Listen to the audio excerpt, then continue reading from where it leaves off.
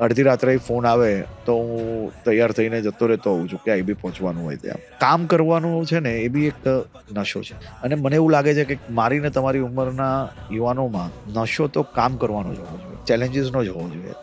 અને એ ચેલેન્જીસ જ્યાર તક મજબૂત ના હોય ત્યાર સુધી તમે જીવનની અંદર કંઈક કરી ના શકો. કંઈક ખરેખર ચેન્જ લાવવો હોય, કંઈ અચીવ કરવું હોય તો એના માટે થોડોક સ્ટ્રેસ તો લેવો પડે ભાઈ.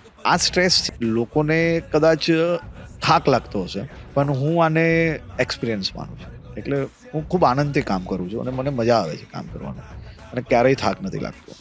સર, પર્સપેક્ટિવની વાત છે. જેવી રીતે આપે કહ્યું કે જો આપ એને પોઝિટિવલી જોવો તો આપણને એમ લાગે કે નસીબદારને આવો સ્ટ્રેસ મળે, કે નસીબદારને આવા ચેલેન્જીસ મળે કે લોકોનું જીવન સુધારવામાં સહભાગી થઈ શકીએ છીએ, લોકોના પ્રશ્નો સોલ્વ કરવામાં આપણે સહભાગી થઈ શકીએ છીએ. તમારા કર્મમાં જ લખાયેલું હોય અને કર્મના અધીન જ ભગવાન તમને કોઈ બી કામ સોંપતી હોય છે. અને હું એવું માનું છું કર્મના અધીન મારા કર્મમાં લખાયું જ છે કે મારે એટલા લોકોને મદદ કરવાની છે. એટલે જે થાય છે બધું કર્મના અધીન જ થાય છે.